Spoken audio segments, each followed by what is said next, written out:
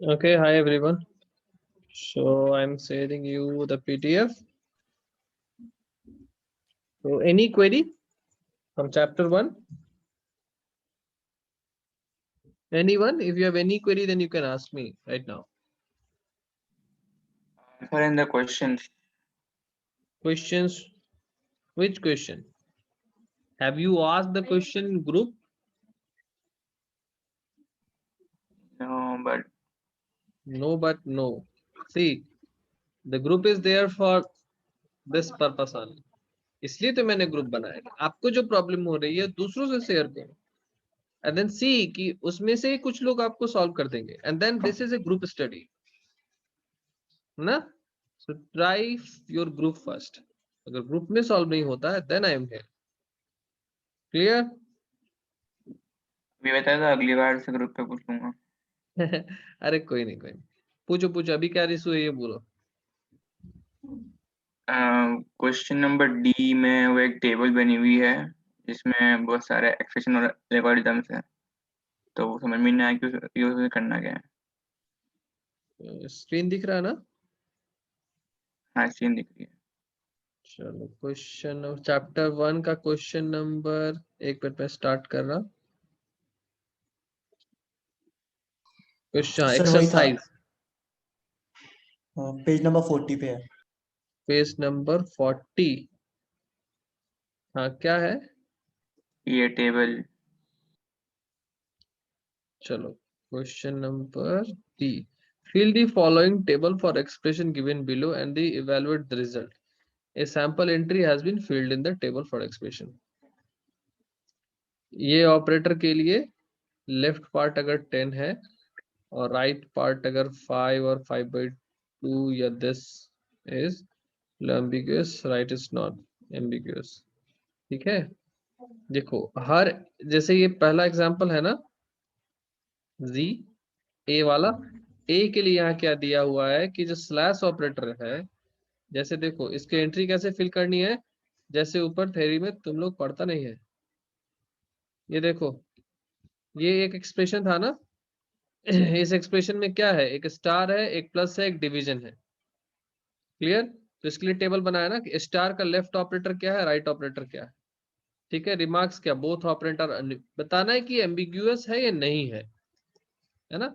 यहाँ ये एम्बिग्यूअस नहीं है, this is again not ambiguous, this division and this star symbol is not ambiguous. और इसमें क्या है, यहाँ वाले में देखो कि b equal a equal to b equal to 3, तो यहाँ इक्वल टू जो है ये पहला वाला, इसमें ये क्या है, इसका लेफ्ट ऑपरेंट क्या है, a है, राइट क्या है, b है। या फिर राइट ये हो सकता है b इक्वल टू 3, है ना। देखो इसको अगर मैं रीड करूं इसको, ठीक है, left is a and right is b और b इक्वल टू 3, दोनों ही बोल सकते हैं। तो ये बोल रहा है कि लेफ्ट ऑपरेंट जो है वो अनएम्बिग्यूअस है, लेकिन राइट ऑपरेंट जो है वो एम्बिग्यूअस है। क्लियर? क्योंकि ये एक या एक से ज्यादा पॉसिबिलिटी है। अगर इस दोनों ही साइड में एक ही पॉसिबिलिटी होगी तो एम्बिग्यूअस नहीं होगा। जैसे ये वाला इक्वल टू जो सेकंड वाला, देखो यहाँ पे सेकंड दिस इक्वल टू 3, तो ये equal to 3 right hand side तो ओके है, लेकिन लेफ्ट हैंड साइड में क्या हो सकता है, एम्बिग्यूटी लग रही है। तो this is right operand is ambiguous, left is not. तो राइट वाला ऑपरेंट जो है एम्बिग्यूअस है। तो यही एम्बिग्यूटी बतानी। जैसे यहाँ क्या बोल रहा है, both operands are not ambiguous, यहाँ ये ऑपरेंट एम्बिग्यूअस नहीं है, ऑपरेंट की बात कर रहा है ना। ऑपरेंट मतलब ऑपरेटर के दोनों तरफ जो होता है, that is an operand. So the same thing we have to write it here. Question number D, ऊपर पढ़ो ध्यान में आएगा। तो इस प्रॉब्लम के लिए डिवीजन क्या है, डिवीजन का लेफ्ट में क्या है, 10 है, और राइट साइड में क्या है, 5 हो सकता है, 5/2 हो सकता है, या 5/2/1 है ना। तो left is not ambiguous, left is unambiguous, right is not, meaning right जो है एम्बिग्यूअस, एम्बिग्यूअस है। एम्बिग्यूअस का मतलब कंफ्यूजन, अनएम्बिग्यूअस का मतलब नो कंफ्यूजन। क्लियर? इसलिए अगर आपको यहाँ नया एंट्री करना है तो इस वाले ऑपरेटर को करोगे, ये वाला, इसमें लिखोगे left operand, right operand etcetera.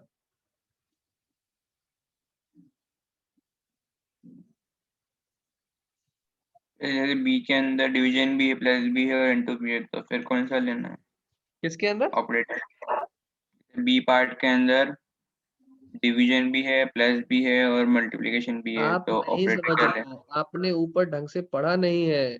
आप ऊपर जाके पढ़ो, ये डिवीजन के लिए नहीं बोल रहा है, ये सारे ऑपरेटर के लिए बोल रहा है। हर ऑपरेटर को यहाँ एंट्री करना होगा, और प्रॉब्लम नंबर ए के लिए अलग टेबल बनेगा, प्रॉब्लम नंबर बी के लिए अलग टेबल बनेगा, सी के लिए अलग टेबल बनेगा।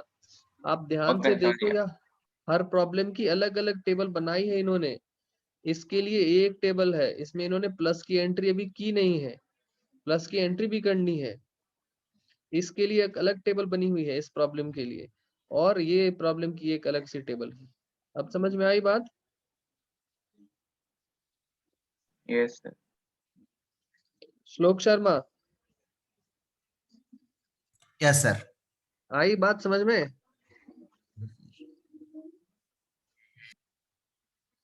श्लोक हाँ शर्मा, सर, आ रही है वॉइस। आ रही है? समझ में आई ये बात तुम्हें? सर वही बोला मैंने। ये बताओ एम्बिग्यूअस का मतलब क्या होता है?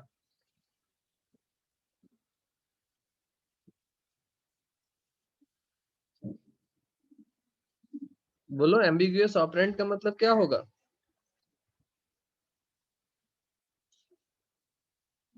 श्लोक। सर हम्म, बोलो। Sir means interpretation not having one obvious meaning, मतलब उसका कुछ हम्म, मतलब जो सर क्लियर नहीं हो। कैसे बताऊं, एक मिनट। हाँ ऐसे अनक्लियर। बताओ ना, इस एग्जाम्पल में समझा दो मुझे, ये एग्जाम्पल में कैसे होगा, कौन सा एम्बिग्यूअस है या नहीं है। सबको समझाओ, यहाँ जितने बच्चे बैठे हैं सबको समझाओ ये वाला।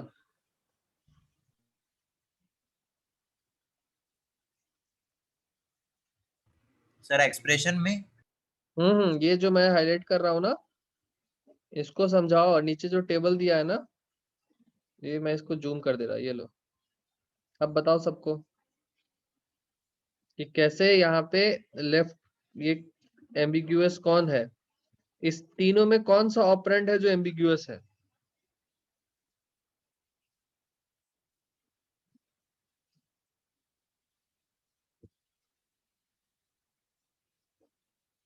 बोलो।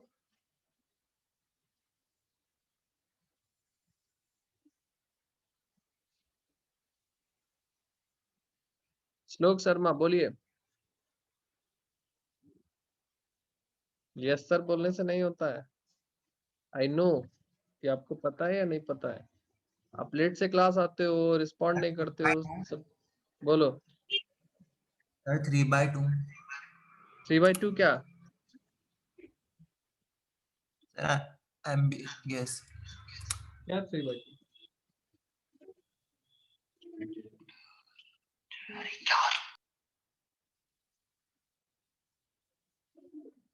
अगर आप 3/2 बोल रहे हो ना, it means you are not getting the point. It's simply that you are not getting the point. Who will respond to this question? I hope Ishan Srivastav. Yes sir. Yes, just tell me why, which operand is ambiguous in this expression? Everything is written, given on the screen, but you just have to tell me.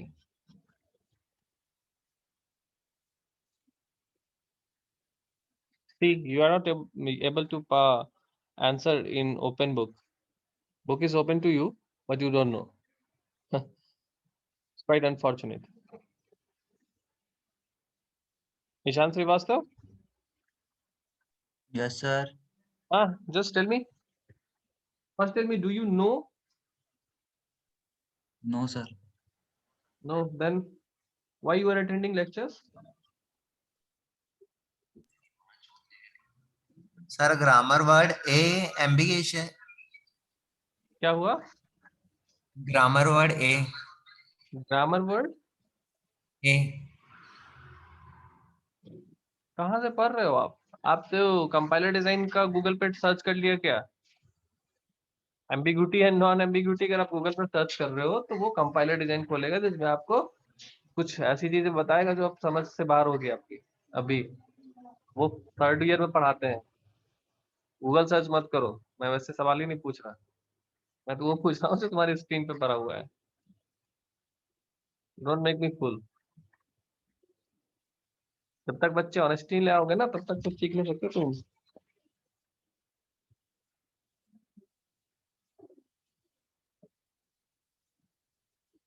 ठीक है Tejwani, your answer is correct. Ishan Srivastav, Ishan के घर पे बात करनी पड़ेगी। Anyway, श्वेतकेत,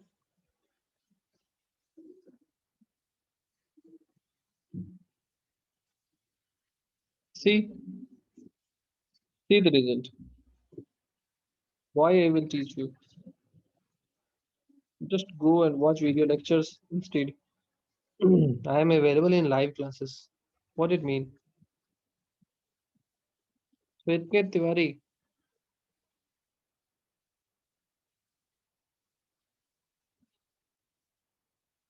yes sir. बताओ बताओ ये वाले एक्सप्रेशन में एम्बिगुअस कौन है और क्यों है, दोनों बताना था। थर्ड इज समझाओ। Ambiguous because it clear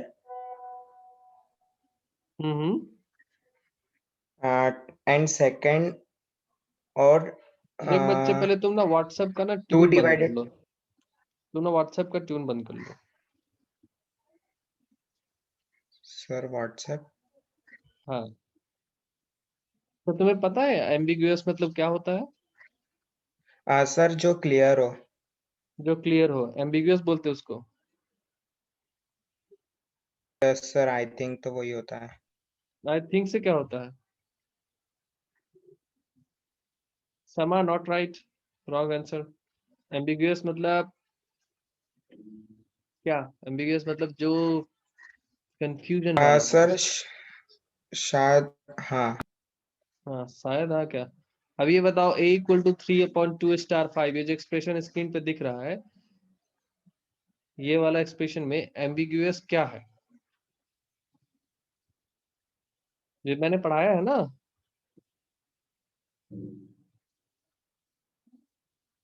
message का वेट मत करो। Sir ambiguous I think 3 think से है। नहीं, ये आई थिंक वाई थिंक मुझे नहीं चाहिए। जो फैक्ट है सो फैक्ट है। प्रोग्रामिंग इज मैथमेटिक्स, इसमें थिंक विंक नहीं करना है। जो आता है then right, otherwise everything is 3 wrong. 3 sir. C ambiguous क्यों? कि सर वो क्लियर नहीं है। क्या नहीं क्लियर है ये तो बताओ। सी में क्या क्लियर नहीं है?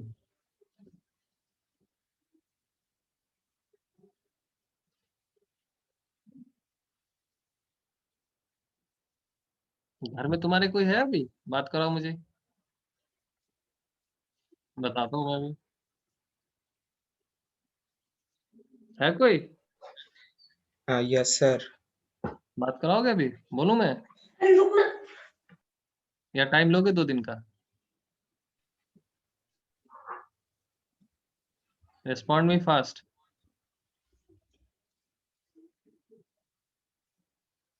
This will not work totally. मेतुल,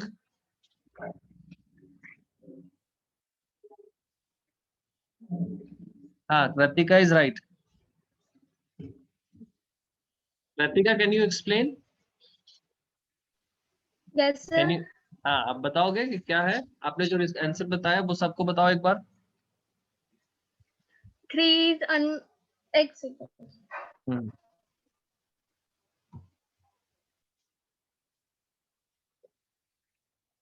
mic turn on करो।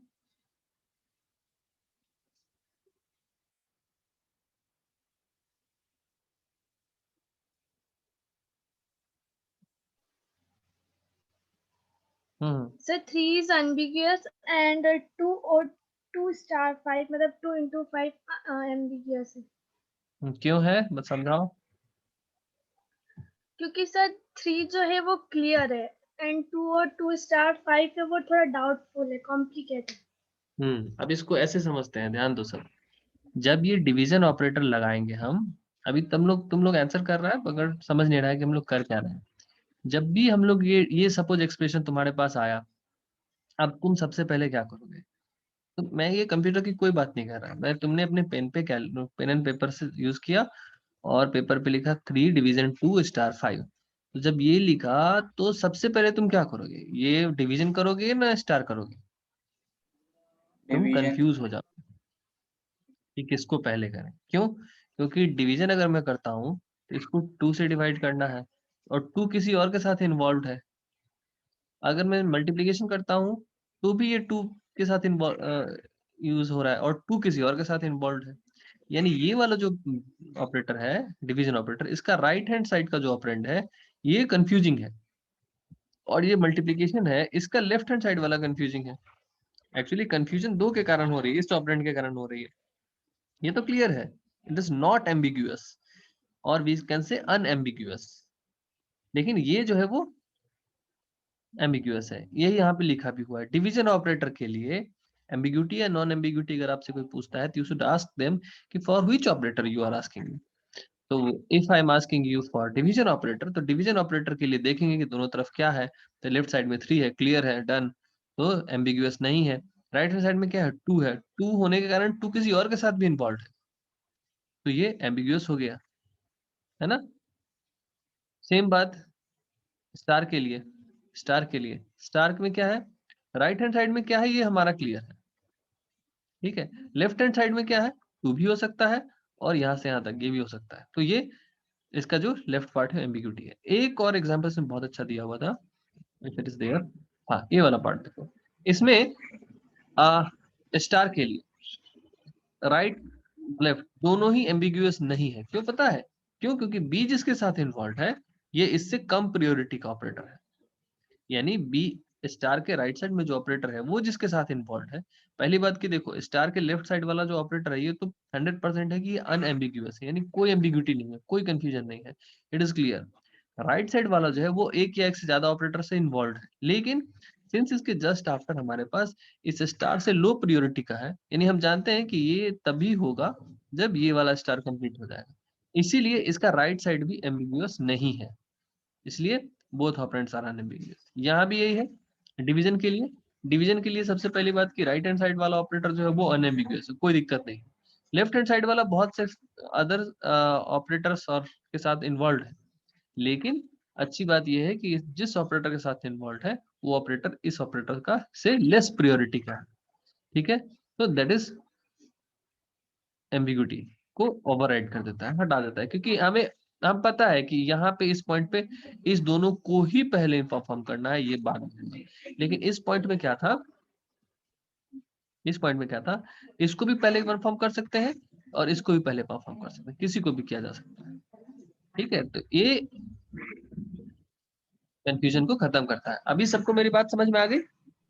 हाँ सर, आप पूछ लीजिए। आप पूछ लेना। ग्रेट, चलो अच्छी बात है, यही मैं चाहता हूँ। मैं नहीं चाहता कि तुम लोगों को कोई कंफ्यूजन रहे, मैं बहुत एफर्ट लगाता हूँ तुम लोगों को समझाने के लिए, है ना। आप लोग का भी, यस मैं भी सर। आप लोगों से यही एक्सपेक्टेशन रखता हूँ। हाँ बोलो। सर ये जो बीच में प्लस है, अगर हम्म, प्लस दिया है तो पहले ए और बी को सॉल्व करेंगे और सी और डी को सॉल्व करेंगे, हाँ फिर जो दोनों का सम फिर आएगा सब दोनों का सम आएगा, उन दोनों को सॉल्व करेंगे। सम करेंगे। हाँ ये तो बॉडमास रूल है, जनरल बॉडमास रूल, ठीक है। एसोसिएटिविटी का जो कॉन्सेप्ट था इसके कारण ही ये सारी चीजें आती हैं। ये देखो प्रोग्रामिंग में जब आप कभी पढ़ोगे तो बच्चे इसको डिस्कार्ड कर देते हैं, they learn only programming, they don't know the internal crux, these are the damn fundamental.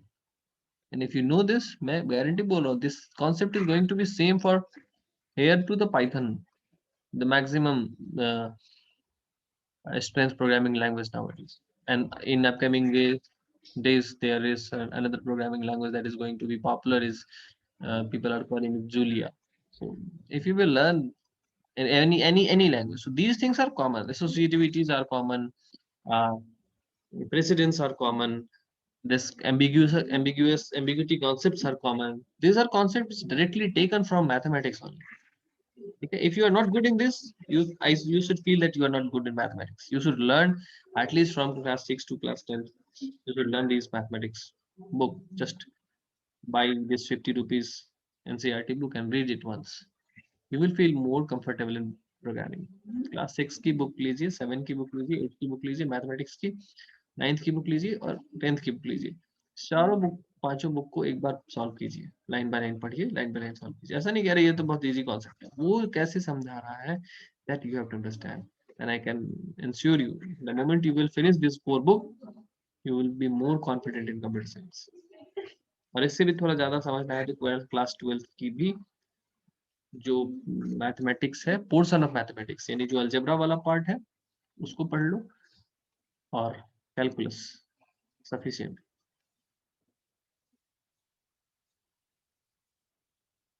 Anyway, enough discussion.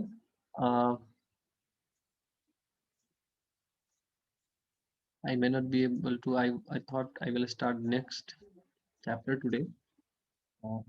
Anyway, let me. So try to solve these questions also.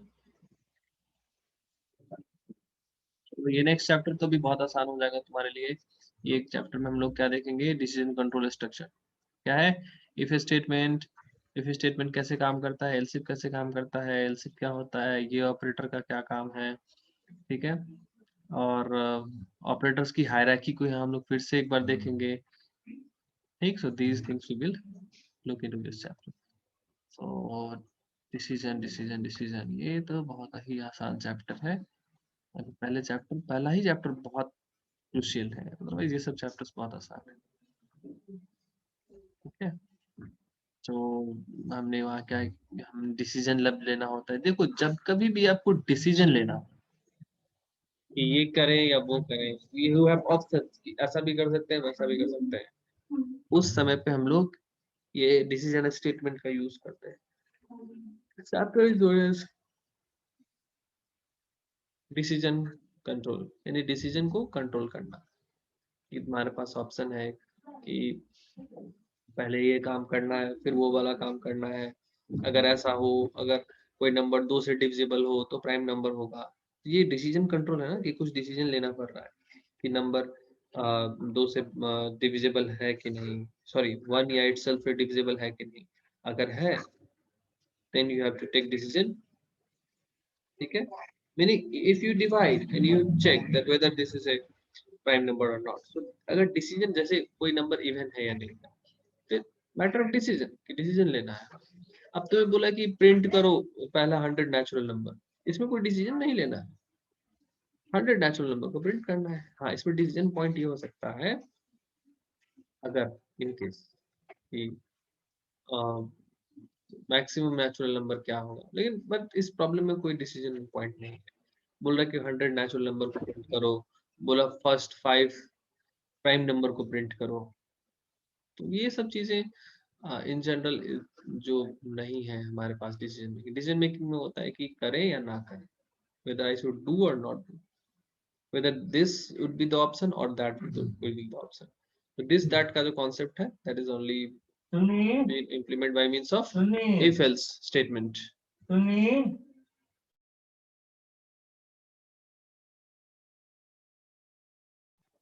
Wait for a second.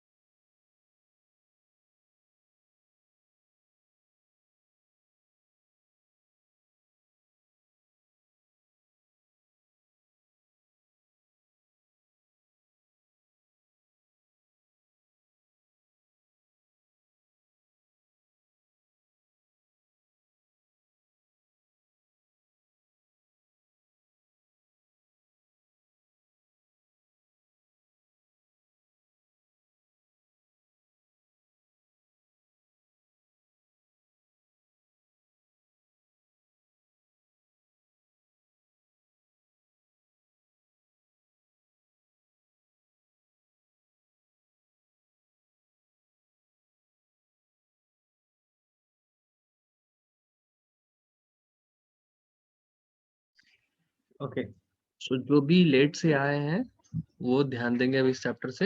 अभी आपके पास ये week का time है, फिर भी पीछे revise करो, और जो नहीं है कोई इशू नहीं है, अभी यहाँ से हम लोग कंटिन्यू कर सकते हैं, ठीक है। तो ये चैप्टर हम लोग देखेंगे जिसमें हम लोग देखेंगे कि कैसे इफ एल्स लगाते हैं। मैंने प्रोग्रामिंग तो बहुत हद तक बता दी है, तो आप प्रोग्रामिंग के मेरे पुराने वीडियोस निकाल के देख लो, वहां से मेरे हिसाब से आपको ऑलमोस्ट सारी चीजें समझ में आ जाएगी। मैं बस यहाँ ये बुक पढ़ने की कोशिश करूंगा और समझने की कोशिश करेंगे कि हमारे नॉलेज में कहीं गैप तो नहीं है ना। एक एक चीज को मैं माइन्यूटली यहाँ देखूंगा, और मैं जिस दिन बुक को पढ़ता हूँ उस टॉपिक को, पर्टिकुलर टॉपिक, ज्यादा से ज्यादा मैं 2-3 पेज पढ़ पाऊंगा, आपको उस दिन same day you have to read the book also. ठीक है, तो ये बता रहा है कि यहाँ पे क्या क्या है, हमारे इफ एल्स का स्ट्रक्चर कैसा है। इफ एल्स ऐसे लिखा जाता है। इफ एक फिक्स कीवर्ड है, कीवर्ड के बारे में सबको पता होगा, कीवर्ड क्या होता है, नहीं पता है चैप्टर 1 में फिर से रिविजिट करिए, एक पहले चैप्टर 1 को 10 बार पढ़ना पड़ेगा। यहाँ पे कोई ना कोई हम कंडीशन रखेंगे, ये कंडीशन जब ट्रू होगा तब जाके इसके अंदर का जो ये हमारा स्टेटमेंट है ये एग्जीक्यूट होगा।